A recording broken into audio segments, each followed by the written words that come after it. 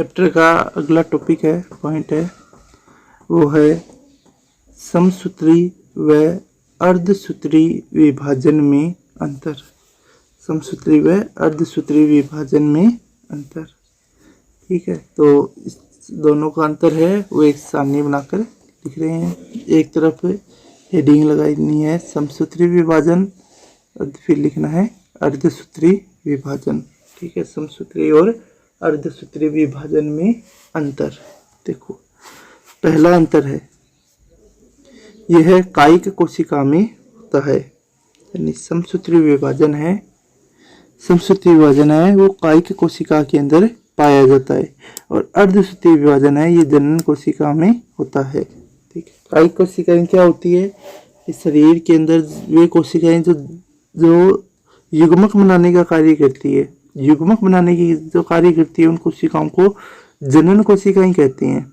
ठीक है, जैसे युग्मक बनाएगी, मनुष्य में नर युग्मक बनता है शुक्राणु कहते हैं, जिसे मादा में मादा युग्मक बनता है जिसे अंडाणु कहा जाता है। यानी शुक्राणु और अंडाणु बनाने का जो कार्य करती है उन कोशिकाओं को जनन कोशिका कहते हैं, और जनन कोशिकाओं के अंदर जो विभाजन होता है वो होता है अर्धसूत्री विभाजन। इसके अलावा शरीर की जितनी भी अन्य कोशिकाएं हैं उन अन्य कोशिकाओं को कायिक कोशिकाएं कहा जाता है, और इन कायिक कोशिकाओं के अंदर समसूत्री विभाजन है वो पाया जाता है। दूसरा अंतर देखो, इसमें पुत्री कोशिकाओं में गुणसूत्र की संख्या मात्र कोशिका के बराबर होती है। समसूत्री विभाजन है पुत्री कोशिकाएं यानी जो नई कोशिकाएं बनती है वो मात्र कोशिका यानी जिस कोशिका से बन रही है वह कोशिका। ठीक है, जैसे कि ये एक कोशिका है, इससे ये दो कोशिका बनी है, तो इन कोशिकाओं को तो पुत्री कोशिका कहेंगे और इसको मात्र कोशिका कहेंगे। तो समसूत्री विभाजन में क्या होता है कि इनमें पुत्री कोशिकाओं में जो गुणसूत्रों की संख्या है वो मात्र कोशिका के बराबर होती है। अगर मात्र कोशिका में 46 गुणसूत्र है तो पुत्री कोशिकाओं में भी 46 गुणसूत्र ही होंगे, गुणसूत्रों की संख्या है वो बराबर होगी। इसमें पुत्री कोशिकाओं में गुणसूत्रों की संख्या मात्र कोशिका से आधी होती है। इस अर्धसूत्री विभाजन में क्या होता है, पुत्री कोशिकाओं में गुणसूत्रों की संख्या मात्र कोशिका से आधी होती है, यानी पुत्री कोशिकाएं ये उदाहरण लेते हैं वापिस। अर्धसूत्री विभाजन होगा तो उसमें क्या होगा, मात्र कोशिका माना गुणसूत्रों की संख्या है 46, तो पुत्री कोशिकाओं में गुणसूत्रों की संख्या है वो हो जाएगी 23 और 23, यानी पुत्री कोशिकाओं में गुणसूत्रों की संख्या है वो मात्र कोशिका से आधी होती है, किसके अंदर, अर्धसूत्री विभाजन में। तो ये हो गए दो अंतर। तीसरा अंतर देखो, इसमें एक मात्र कोशिका से दो पुत्री कोशिकाओं का निर्माण होता है, यानी समसूत्री विभाजन है। समसूत्री विभाजन के अंदर एक मात्र कोशिका से दो पुत्री कोशिकाएं बनती है। समसूत्री विभाजन में एक मात्र कोशिका से कितनी कोशिका बनेगी, दो, यानी समसूत्री विभाजन के अंदर एक कोशिका वो दो ही कोशिका बनाएगी। ठीक है, लेकिन अर्धसूत्री विभाजन में क्या होता है, एक मात्र कोशिका से चार पुत्री कोशिकाएं बनती है, यानी इसमें एक मात्र कोशिका से चार पुत्री कोशिकाओं का निर्माण होता है। अगला पॉइंट है नंबर 4, इसमें विभाजन की क्रिया एक चरण में होती है, यानी समसूत्री विभाजन है, समसूत्री विभाजन के अंदर विभाजन की क्रिया है वो एक ही चरण के अंदर होती है। ठीक है, अर्धसूत्री विभाजन हमने पढ़ा था, इसमें विभाजन की क्रिया दो चरणों में होती है। दो चरण कौन कौन से पढ़े थे, हमने पढ़ा था कि अर्धसूत्री विभाजन है, इसके अंदर अर्धसूत्री विभाजन फर्स्ट और अर्धसूत्री विभाजन सेकंड पाया जाता है। अर्धसूत्री विभाजन फर्स्ट है वो न्यूनकारी विभाजन होता है, और अर्धसूत्री विभाजन सेकंड है वो समकारी विभाजन होता है। तो अर्धसूत्री विभाजन के अंदर विभाजन की क्रिया दो चरणों के अंदर पाई जाती है, जबकि समसूत्री विभाजन है, समसूत्री विभाजन के अंदर जो विभाजन की क्रिया है वो केवल एक चरण के अंदर ही संपन्न होती है। पांचवा अंतर,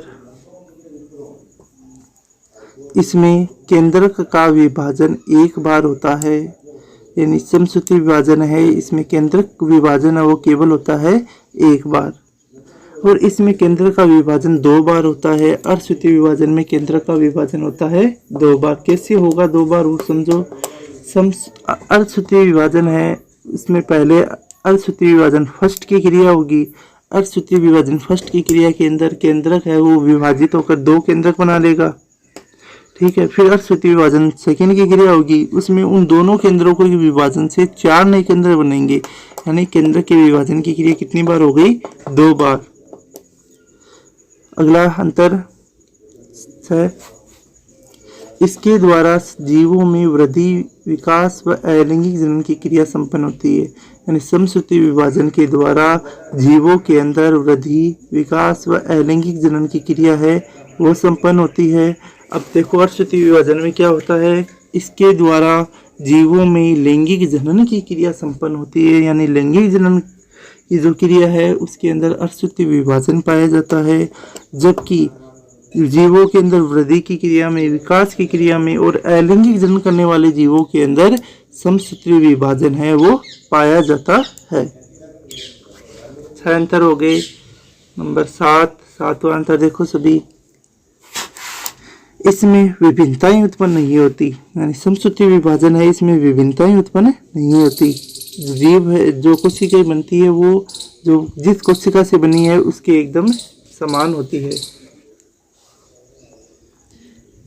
अर्धसूत्री विभाजन इसमें विभिन्नताएं उत्पन्न होती है, यानी समसूत्री विभाजन के अंदर विभिन्नताएं उत्पन्न नहीं होगी। और अर्धसूत्री जो विभाजन है, अर्धसूत्री विभाजन के अंदर विभिन्नताएं उत्पन्न होती है। अगला पॉइंट देखो, इसमें प्रोफेज छोटी व सरल होती है, यानी जो प्रोफेज अवस्था है समसूत्री विभाजन की वो छोटी और सरल होती है, जबकि जो अर्धसूत्री विभाजन की प्रोफेज फर्स्ट अवस्था है वो लंबी और जटिल होती है। जो हमने पढ़ा था कि उसके अंदर अलग अलग अवस्थाएं आती है, ठीक है। कौन सी? अर्धसूत्री विभाजन प्रोफेज फर्स्ट के अंदर। 9वां पॉइंट है, इसके प्रोफेज में उप प्रावस्थाएं नहीं पाई जाती, यानी जो प्रोफेज है इस अर्धसूत्री विभाजन की प्रोफेज फर्स्ट है, इसके अंदर उप प्रावस्थाएं होती है। लेप्टोटीन थी, जाइगोटीन थी, पेक्सिटीन थी, ठीक है। तो ये अवस्थाएं प्रोफेज फर्स्ट के अंदर होती है अर्धसूत्री विभाजन के अंदर, लेकिन समसूत्री विभाजन में प्रोफेज फर्स्ट में उप प्रावस्थाएं हैं वो नहीं होती है। प्रोफेज फर्स्ट में 5 उप प्रावस्थाएं पाई जाती है। अर्धसूत्री विभाजन की प्रोफेज फर्स्ट के अंदर 5 उप प्रावस्थाएं हैं वो पाई जाती है। 10वां पॉइंट देखो, इसकी प्रोफेज में क्रॉसिंग ओवर व जीन विनिमय नहीं होता है। जो अर्धसूत्री विभाजन फर्स्ट है, समसूत्री विभाजन है, समसूत्री विभाजन के अंदर क्रॉसिंग ओवर और जीन विनिमय की घटनाएं नहीं पाई जाती है, और इस घटना के नहीं पाए जाने के कारण ही इनमें विभिन्नताएं उत्पन्न नहीं होती है।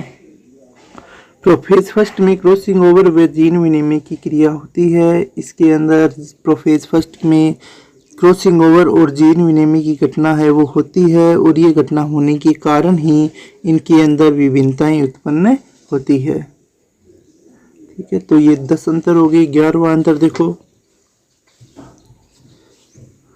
इस समसूत्री विभाजन है, इसमें मेटाफेज प्रावस्था में गुणसूत्रों के सेंट्रोमियर बीच में व भुजाएं ध्रुवों की ओर होती है। यानी जब मेटाफेज प्रावस्था शुरू होती है समसूत्री विभाजन की, तो इस प्रावस्था के अंदर जो गुणसूत्र हैं उनके सेंट्रोमियर यानी बीच वाला हिस्सा है वो बीच में होते हैं, और भुजाएं हैं वो ध्रुवों की ओर होती है।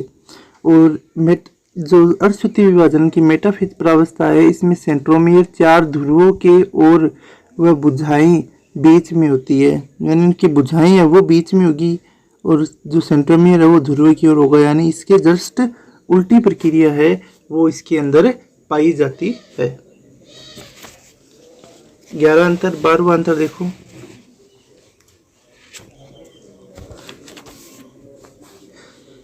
इसमें एनाफेज प्रावस्था में सेंट्रोमियर का विभाजन होता है, यानी समसूत्री विभाजन की एनाफेज प्रावस्था के अंदर सेंट्रोमियर बनता है, और इसमें एनाफेज फर्स्ट में सेंट्रोमियर का विभाजन नहीं होता है।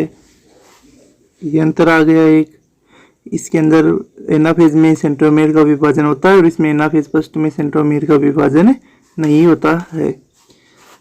अगला 13वां अंतर है समसूत्री विभाजन है। इसकी टीलोफेज प्रावस्था में केंद्रिका पुनः प्रकट हो जाती है, यानी टीलोफेज प्रावस्था है समसूत्री विभाजन की, उसमें केंद्रिका है वो वापस बन जाती है। जबकि अर्धसूत्री विभाजन की टीलोफेज फर्स्ट के अंदर केंद्रिका नहीं बनती है। अर्धसूत्री विभाजन है उसकी फर्स्ट प्रावस्था के अंदर केंद्रिका है वो नहीं बनती है। अंतर नंबर 14 लास्ट अंतर है। लास्ट अंतर क्या है? इसमें प्रत्येक केंद्रक विभाजन के बाद कोशिका द्रव्य का विभाजन भी होता है, यानी केंद्रक विभाजन होने के बाद में कोशिका द्रव्य का विभाजन भी होता है। इसमें प्रत्येक केंद्रक विभाजन के बाद केंद्रक द्रव्य का विभाजन आवश्यक नहीं होता, यानी हो भी सकता है और नहीं भी हो सकता है, दोनों ही चीजें हैं वो इसके अंदर पाई जाती है। चैप्टर का लास्ट पॉइंट, अंतिम पॉइंट है पाठ का, वो है असूत्री विभाजन। असूत्री विभाजन, देखो असूत्री विभाजन क्या होता है। इस विभाजन में गुणसूत्र भाग नहीं लेते। केंद्रक का विभाजन सीधे या प्रत्यक्ष होता है, यानी जो केंद्रक के अंदर गुणसूत्र है ना, ये विभाजन में भाग नहीं लेते। केंद्रक का सीधे ही केंद्रक का विभाजन होता है, गुणसूत्रों का विभाजन नहीं होता है। जिसमें प्रावस्था ही नहीं पाई जाती, यानी अगर गुणसूत्रों का विभाजन नहीं हो रहा है तो जो प्रावस्थाएं हैं केंद्रक विभाजन की अलग अलग, जैसे कि पहली कौन सी आती है? पश्चावस्था या एनाफेज, मेटाफेज, मध्यावस्था बोला जाता है हिंदी के अंदर। एनाफेज, मेटाफेज, एक होती है टीलोफेज, ठीक है, एक प्रोफेज, मेटाफेज, एनाफेज और टीलोफेज। ये प्रावस्थाएं हैं वो असूत्री विभाजन के अंदर नहीं पाई जाती है। इसमें पुत्री कोशिकाओं में आनुवंशिक पदार्थ का वितरण असमान प्रकार से होता है, यानी जो केंद्र के अंदर आनुवंशिक पदार्थ है इसका वितरण असमान प्रकार से होता है। इधर ज्यादा भी जा सकता है, कम भी जा सकता है, दूसरे भाग में कम भी हो सकता है और ज्यादा भी हो सकता है। असमान रूप से जो आनुवंशिक पदार्थ है उसका विभाजन या वितरण होता है। इसमें पहले केंद्रक बीच में से दबकर डंबलाकार या मुग्धाकार हो जाता है और यह दो भागों में बंट जाता है, जिससे दो पुत्री केंद्रक बन जाते हैं। इसके बाद कोशिका द्रव्य दो बराबर भागों में बंट जाता है। इस प्रकार का विभाजन प्रोकैरियोटिक जीवों में है वो प्रोकैरियोटिक जीवों के अंदर होता है। इसमें पहले केंद्र के बीच में से दबकर डंबलाकार या मुग्धाकार, ठीक है, पहले क्या होगा? केंद्रक है, ये बीच से दब जाएगा, डंबलाकार या मुग्धाकार हो जाएगा, फिर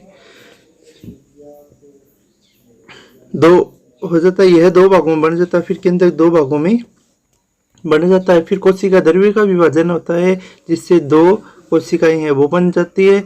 इस प्रकार का जो विभाजन है वो प्रोकैरियोटिक जीवों के अंदर पाया जाता है। तो ये असूत्री विभाजन की क्रिया है। तो अपना जो कोशिका चक्र और कोशिका विभाजन चैप्टर है वो कंप्लीट है।